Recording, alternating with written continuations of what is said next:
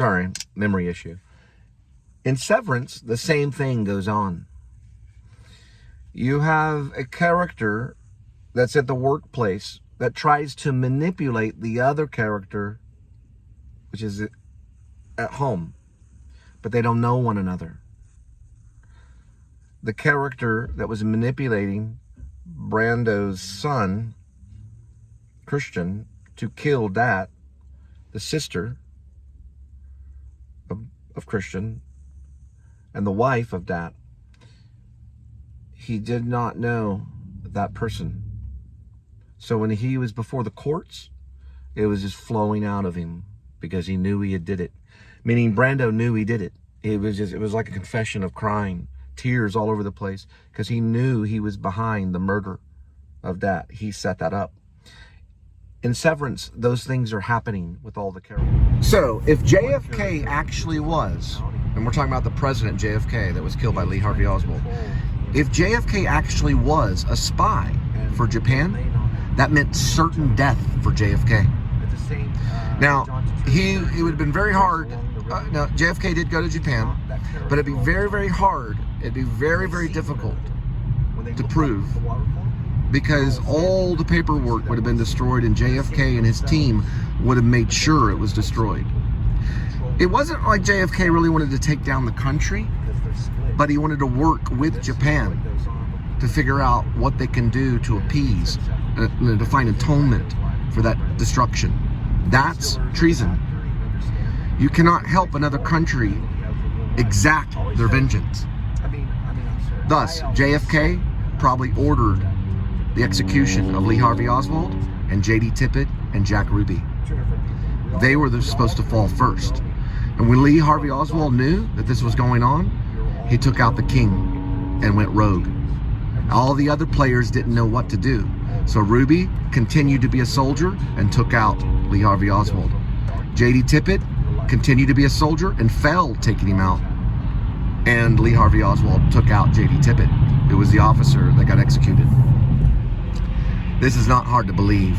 It's not far-fetched. Look how everything pans out. You have the execution at around noon. All of a sudden, out of nowhere, Lee Harvey Oswald takes a bus that takes him exactly to where J.D. Tippit is. Boom. J.D. Tippit tries the assassination, or tries to kill Lee Harvey Oswald, which was a high-ordered spy. That would have been an assassination, because he was high on the list of spies and espionage. J.D. Tippit probably was too. There's a lot of spies, right? That failed, and he killed, Lee Harvey Oswald killed the other spy, which is basically J.D. Tippit. Lee Harvey Oswald goes for the escape. He only finds cover in the Texas theater. Whoops, there's another spy. Because that was probably a rendezvous point. The Texas theater was. The other spy was that man that was running that shoe store. He was the spy that was the last one standing. He was the last spy standing. And he revealed where Lee Harvey Oswald was. And no one knows. I think he ended up dying of natural causes. So he would have known for sure. And he probably was a spy. Look at that interview. That interview is a very strange. It's a very staged interview, if you listen to it. He talks about, oh, I saw this guy. He was looking at the shoes. He looked kind of, suspicious. How does a guy look suspicious looking at shoes? Even if he's a nervous wreck and he's looking at shoes. Listen, I've gone in a shoe store, a complete nervous wreck, looking for shoes at the last minute, acting like a complete nut. And nobody said that I was, a patsy, or nobody said that I was, whatever Lee Harvey Oswald was, you know what I mean? We've already beat it. We have Jesus Christ. The King is risen. It was Japan. Okay, guys, I might try to craft up the scene between Jed Wilson, that's part of Severance, and that was the life, Droopy, and the new character Poopy. So I mentioned Jeremy Davies. Okay, I'm sorry I use all these movie stars, but it gives me a physical form to deal with. It gives me something in my head. I like Jeremy Davies. He's kind of got a nervous effect. I thought he was the best actor in Saving Private Ryan. Now, when I mentioned the Facebook thing, I don't know for sure if I'm going to put the Facebook thing in Shepherds of Alaska. I might, in one little thing maybe, But it's not that important. We know that there's websites, we know that there's closed circuit cameras, and there's open circuit cameras that are actually connected online. So we know that Doc Shelby, the little man, can look through the camera and see the Fairbanks 7-Eleven and see that there's a homeless guy running around and going into the back lot and going into the dumpster for warmth and using the solo stove and stuff. And they were all supposed to be snuffed out. Right now, with Apple TV Plus and everything, there's a lot of weird stuff. There's Severance. It's very bizarre. I kind of like it. I'm not gonna. I said it was made by Simple Jack. I was just being funny. It was made by Ben Stiller. It was created by Ben Stiller, directed by Ben Stiller, a comedian. But it's weird. It's a weird kind of stuff. It's about work, and it's about being an outie and going home, and not being able to connect your memory from work and home. It's like you're severed, and you don't know who you are when you're at work, when you're at home, and you don't know who you are at home when you're at work. So you're separated. So your memories stay at work, and your memories stay at home as an outie or an innie. You're two people. Now, if you look at the cover of Peter Manson,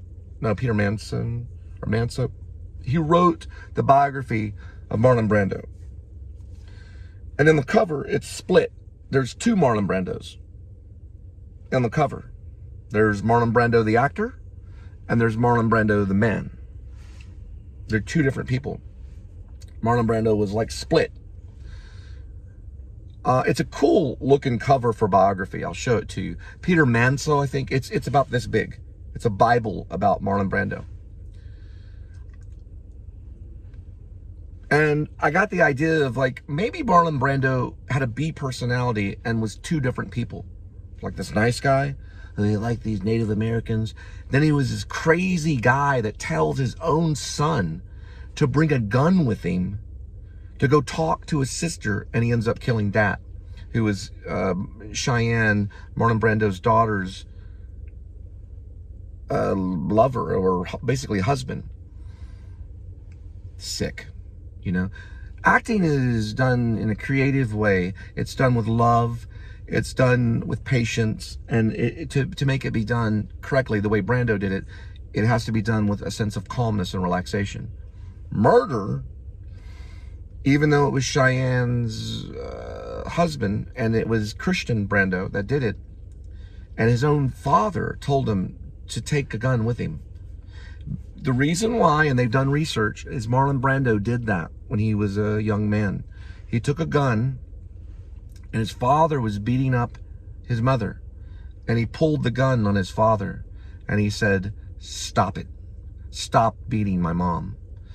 And in his mind, he wanted his son Christian to do the same thing with that, to say, "Stop beating my sister."